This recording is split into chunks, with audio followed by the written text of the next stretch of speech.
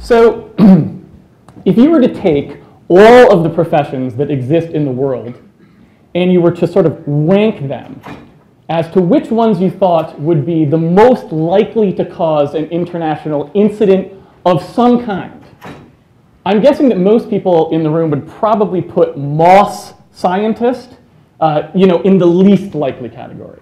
Because when you think about that, it's just not the kind of a thing where you're like, what's going to foment revolt there, right? Probably just the word moss alone was enough for you to kind of go like, okay, this is least likely. And maybe, if you're conservative, you might have been like, okay, wait a second, he might say moss pirate or moss thief, and that could be a little more incendiary. But at the end of the day, when I say moss scientist, you're like, not going to happen, right? But it turns out, historically speaking, this actually has happened one time, at least one time that we know of. And it was a guy named Melvin Oliver, and he worked for the United States Department of Agriculture, and he researched drought-resistant moss. And he came home at the end of the day one day, he ate his dinner, went to bed, and had that thing happen that probably a lot of you have had happen, like just when you're about to fall asleep, you get like this idea that's like a possible solution to a problem you've been thinking of, like in the back of your head. And the problem that he'd been thinking of was, scientists like me, we do this research on stuff, and we make genetically modified organisms, right? We make like new genomes for plants, and we make like new plants. But the problem with plants is that they are designed to reproduce. So when I sell this new plant to somebody else, they can just make as many as they want, and they don't have to pay me anymore for it, right? There's no way for me to protect my invention, essentially, and control it so that it only does what I want it to do. And so he was kind of thinking about this. He's like, I think I know how to fix that. And when he kind of drifted off to sleep, he was like, it's going to take a lot of work, but I think we might be able to do this. Now, obviously, that's kind of like an ideology, right? That's a way of thinking about intellectual property, and it's kind of familiar to our industry too, right? But in the same genre there, in the same agricultural genre, I just want to give you a totally polar opposite example. So it's 1988. You have to cast your mind back there if you were even alive. Old people like me, we were alive back then. But cast your mind back to 1988. And in Wisconsin, there's a farmer. His name is Wayne Peters. And he is a traditional family farmer. Okay? And in the 1980s, of course, that was like the zenith in America, the apex, if you will, of sort of the factory farm, scientific-based farming, sort of like farming as a straight-up business kind of a movement, right? That was what was dominant at the time. And Wayne was just, a farmer. He lived on a farm and he worked on his farm, and he saw his way of life kind of disappearing around him. Because at the end of the day, it was becoming harder and harder for him to sell his products at a price where he could make a living and still do things the way that he had always done them, not using pesticides, not using herbicides, treating the animals well, letting them graze, all these sorts of things. And what bothered him most about what was happening in the outside industry, where everyone was focused on just maximizing crop yields and do whatever you have to do to make sure your cow produces the absolute maximum possible amount of milk, right? What bothered him most about that was that he actually really loved farming. And he knew that if people like him eventually went away entirely, when he retired, his children would not be able to enjoy that experience. If they wanted to be farmers like he was and do that work, which he found very rewarding, there would be no way for them to do it because it wasn't going to be about that anymore. And so what he did was he banded together with about 7 other people, and they formed something called the Cooley Region Organic Produce Pool, which, they're not marketers, they're farmers. So wasn't the best thing, but it acronyms to crop, so you can give them credit for that. And what they decided to do was maybe if we band together, we can start telling people like, hey, yeah, you have to pay a little more. They were dairy farmers, right? You have to pay a little bit more for this milk or this cheese, but it's coming from a family farm, and it's going to be something that's better. Like you want this, you want to pay a little bit extra for this. But it turns out that that's actually really hard to do because especially in an industry like farming where things are very highly regulated, but in any industry really, when it's set up to do one particular thing and do it in a particular way, you run into all sorts of things. Problems with how do you get financing, problems how do you communicate with your customers, how do you even find the customers who are going to want these things. There's all these problems. And so it was extremely difficult for them to even get started, and they really could not figure it out. And so it seemed like this experiment was really not going to work, and Wayne Peters and everyone else's way of life really was going to disappear. Now, jump backwards a decade here, and this is in Austin, Texas, 1978.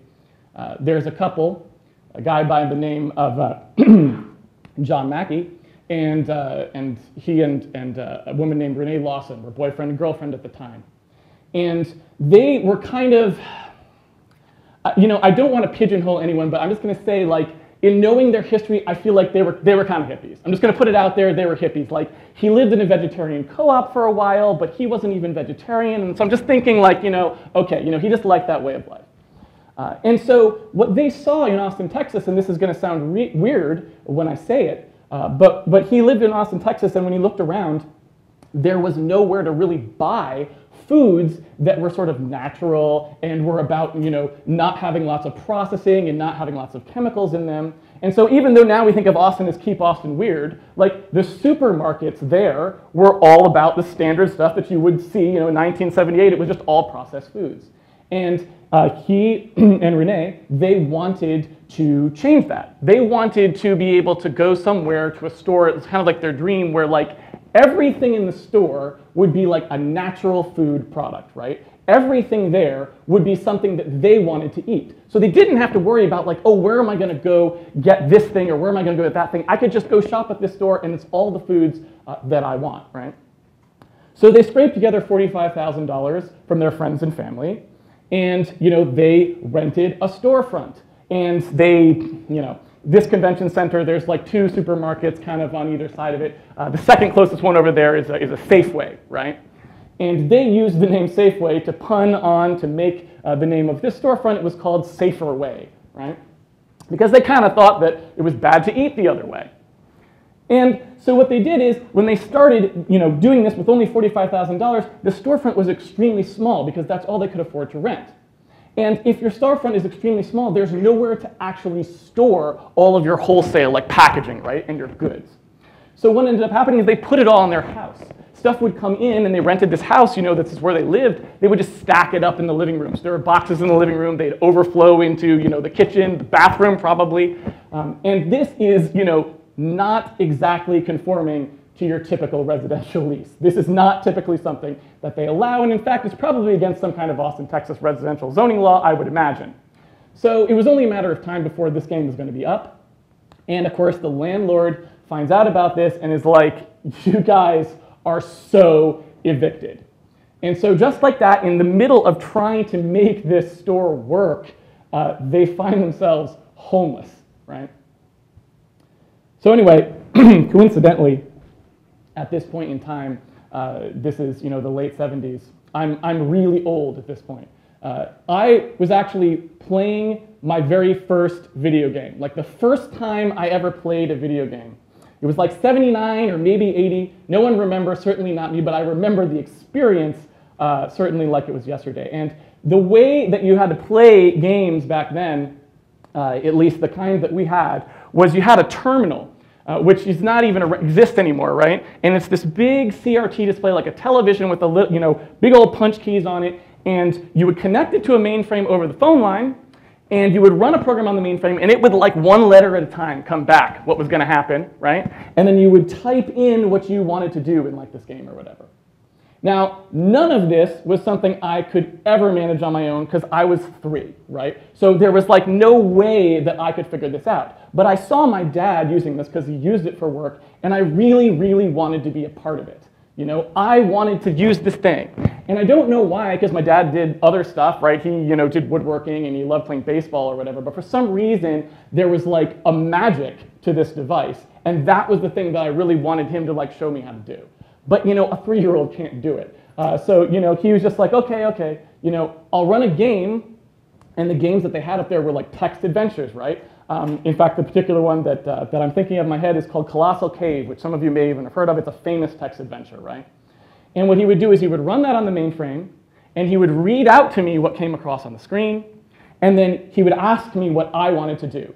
And I'm sure he massaged my answers quite a bit because, as any of you who have ever played a text adventure know, their parsers are awful even when you're an adult, so a 3-year-old is not going to make any headway. But in one particular case, in that game, there is a dragon that you have to get by, and you say, kill dragon, and it asks you, what do you want to kill the dragon with? Your bare hands? Kind of facetiously. But to a 3-year-old, that's not facetious. It's just like, oh, that would be awesome to kill a dragon with your bare hands. Yes, do that. And my dad's like, okay, and he types that in, and it turns out that's the right thing to do in this game for some unknown reason. And I felt so great about that, because that's like the first time I ever did anything right in a video game. And I've pretty much been into them ever since. You know, I learned to program when I was 7. My dad taught me how to do it. And the first thing I wrote was a game. It was a thing where you could type in a number, and it would print out what happened as a result of that number. And I'm pretty sure that the review scores for this game would probably have been very low because it's the same every time you type number 1, you get the same result. So replay value, not good. But our one customer, which was my mom, she seemed to really like it. So I don't know who you're going to believe, right? But you know, I'm just saying, the fans, they know. That's my opinion anyway.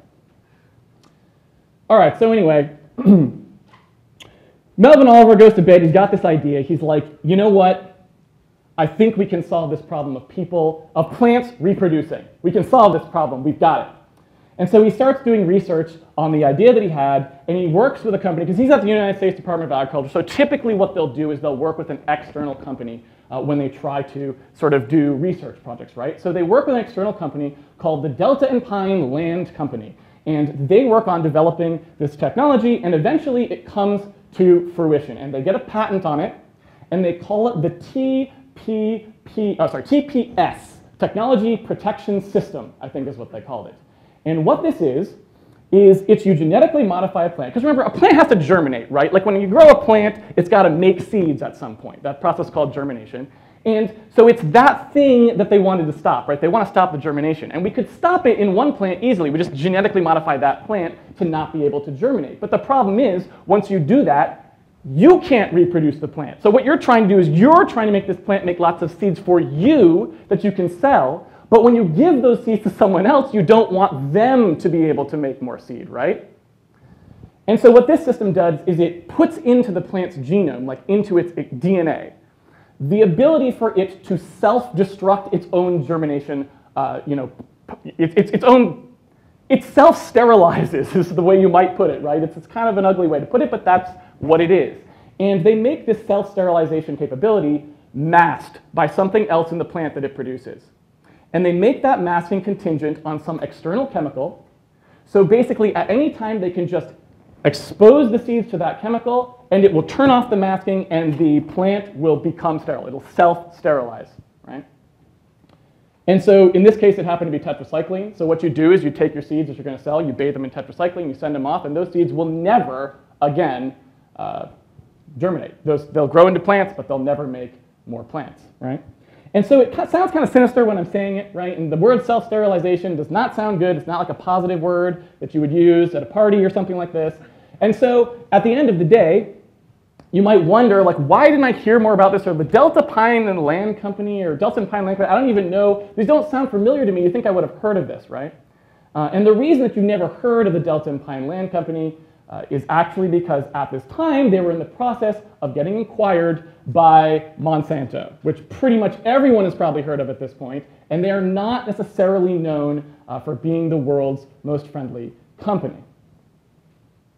Okay, so what we know from Wayne Peters' little experiment here is that organic, family-farmed cheese and milk, it doesn't sell itself, unfortunately, right? Like, you can't just do it. The market doesn't just rejoice and welcome with open arms.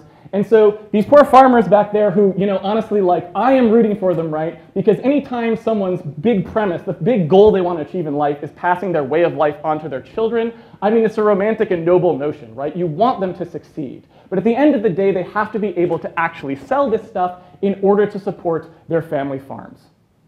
And so, as luck would have it, there's actually an organization called the National Farmers Organization. It's a nonprofit organization, kind of like the people who put together this conference.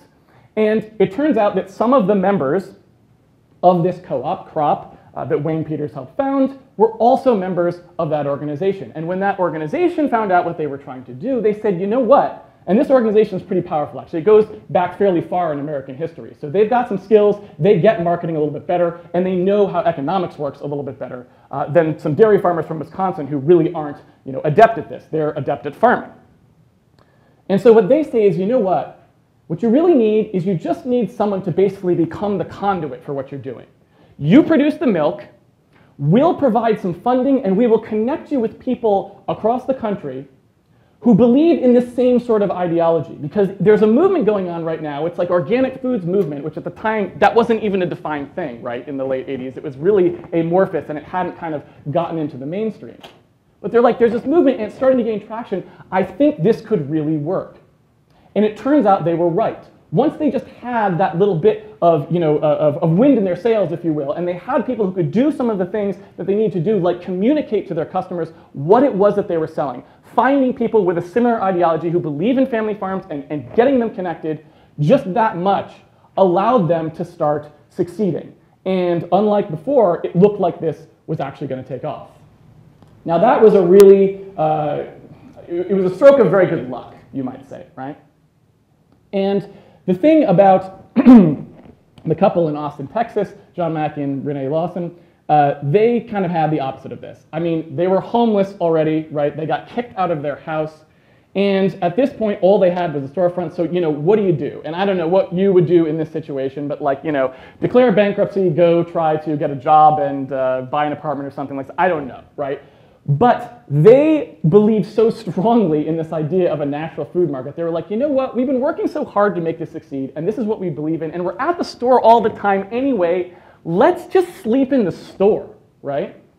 And now that sounds totally ridiculous to me because I'm like, if you just moved out of a situation where you got in trouble for using a residential space for commercial purposes, you are now moving into a commercial space to use for residential purposes. Like, this is ridiculous. Like, don't you learn your lesson? And, I guess they didn't learn their lesson, so they went ahead and did that. And I mean, they literally lived in this store, right down to the fact that when they showered in a Hobart industrial dishwasher. And they used the little hot water hose disconnected to that's how they showered.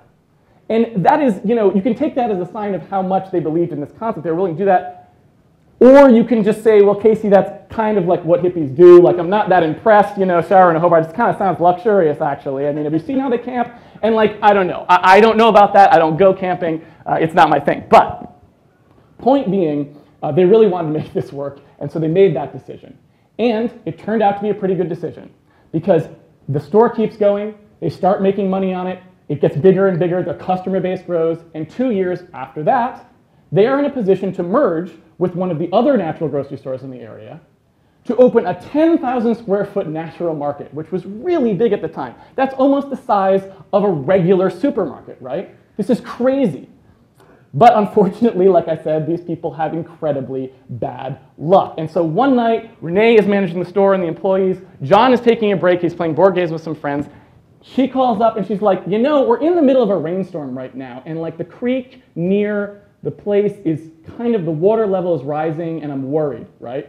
Next call, okay, the creek is overflowing. Next call, okay, the water is at the door of the store. What do we do? And they're like, I don't know what we do. Plug the door, try to make it not go through. Anyway, it turns out they were caught in one of the worst storms the worst floods that Austin, Texas has ever had. It was a Memorial Day flood.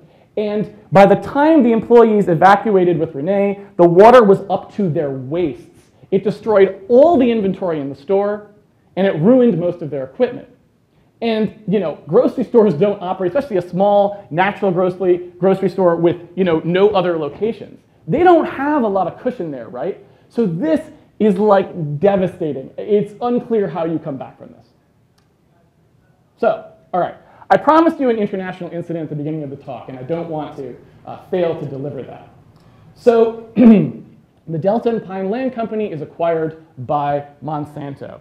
And if nobody was really going to care very much about this technology protection system that the Delta and Pine Land Company was doing, as soon as you attach the name Monsanto to it and people find out what it's actually supposed to do, that becomes newsworthy.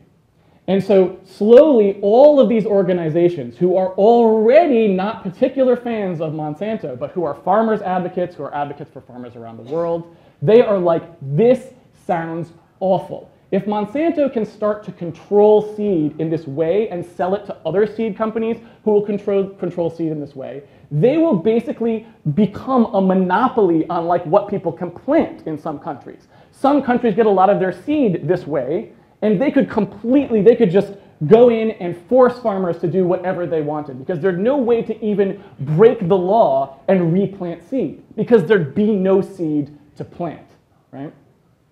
And so it becomes sort of a natural, it's like an international, it's an international incident. There's a lot of furor. What ends up happening is the UN has a subcommittee on biodiversity. They have a sub-conference on this. They come out against it. The head of the Rockefeller organization gives a speech to Monsanto's own board telling them, you must not commercialize this.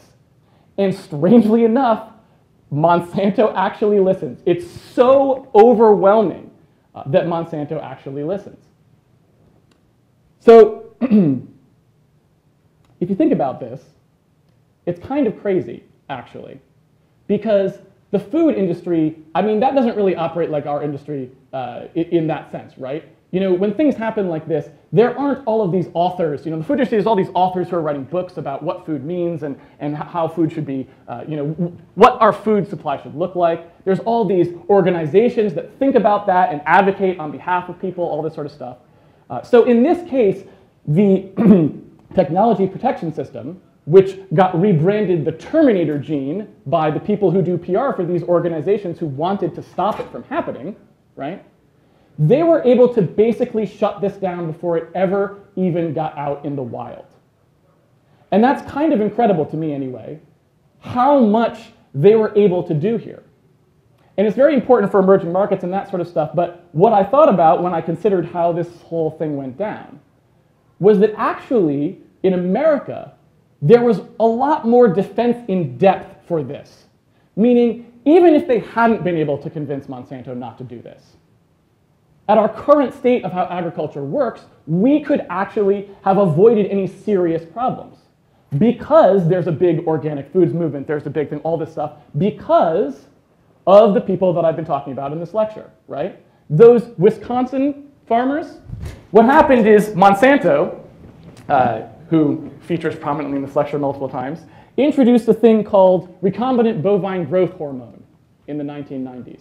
And consumers hated this concept. It had terribly bad press. Nobody wanted it. And so people started asking for milk that didn't have it. And guess who was there to give them that?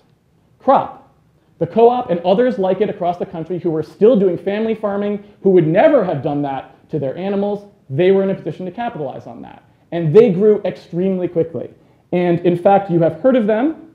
This is their trade name, Organic Valley. They're in basically every supermarket now. You can get this anywhere. And so the little Cooley region organic produce pool, and in fact, I think CROP is still their acronym for their legal name, but this is their trade brand now, right? Is one of the most desired brands in the country, and it demands sometimes twice the price of a competing product that does not feature organic family farming, right?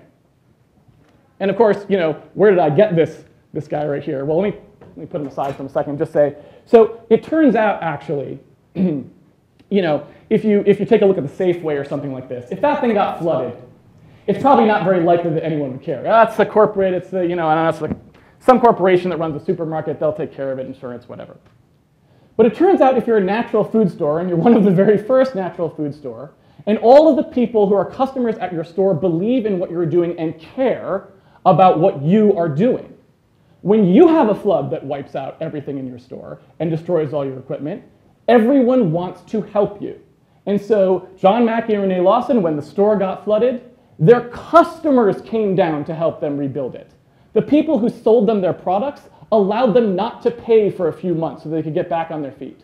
And it turned out that step by step, after having rebuilt that store, they opened another one, and it continued to grow and grow and grow.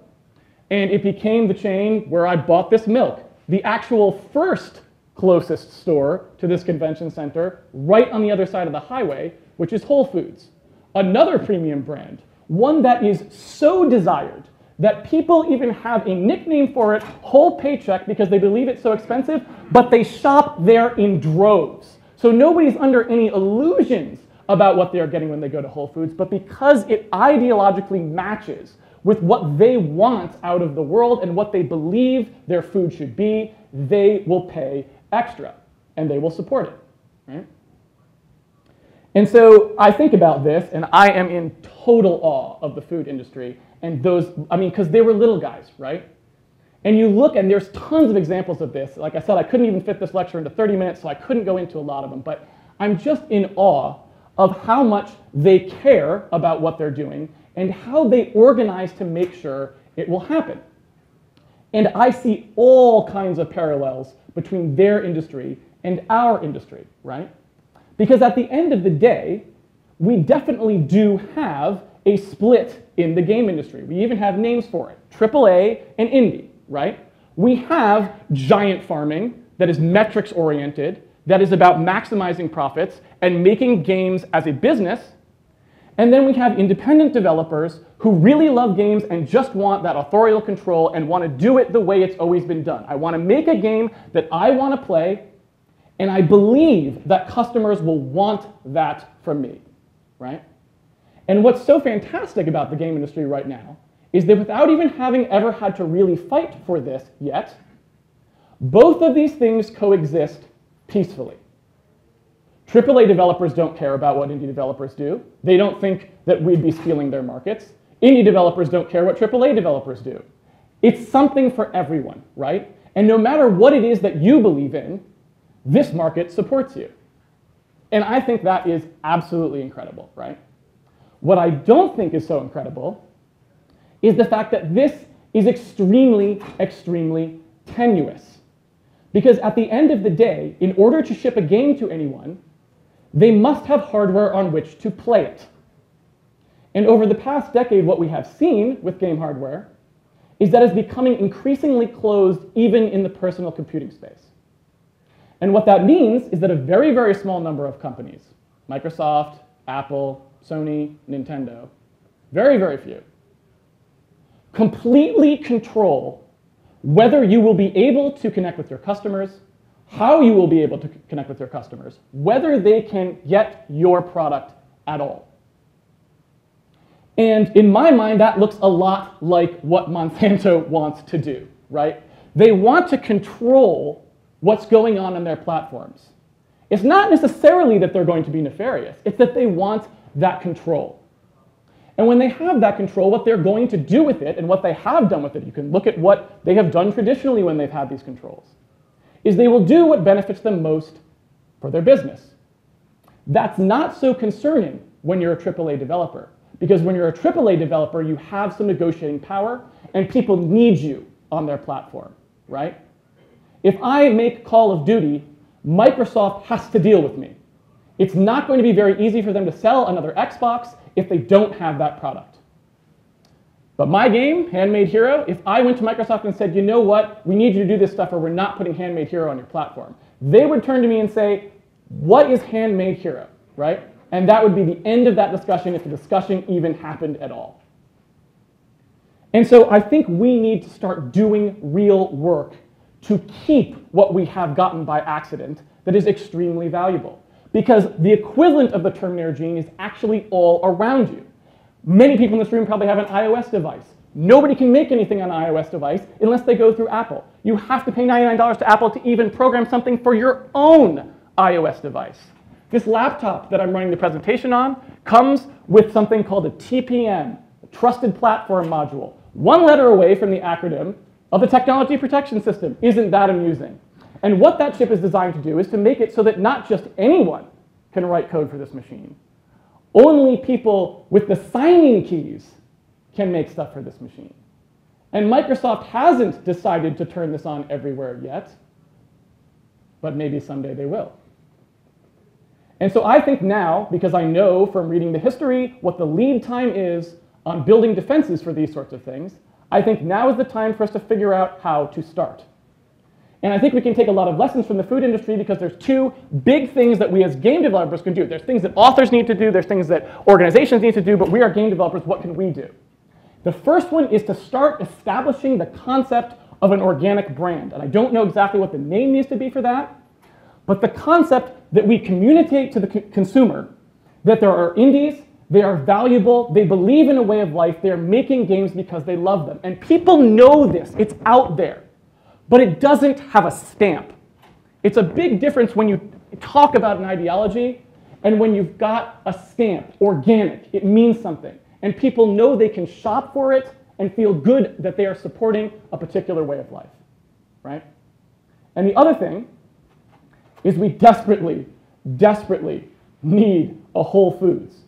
We need somebody to start making hardware or committing to making their hardware the place that will always be open and that will not try to curate the content. It will not try to stop developers from developing on their own machines or selling over their website or distributing it to their fans, that will allow that open ecosystem to continue.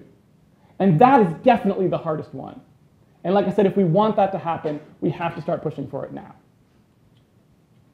So I'd just like to end by saying the person, of course, in the story who I identified the most with was Wayne Peters, because when I think about his situation, I get kind of teary-eyed when I think about the concept that all someone wants to do is they've loved farming their whole life and they just want to pass it on to their kids.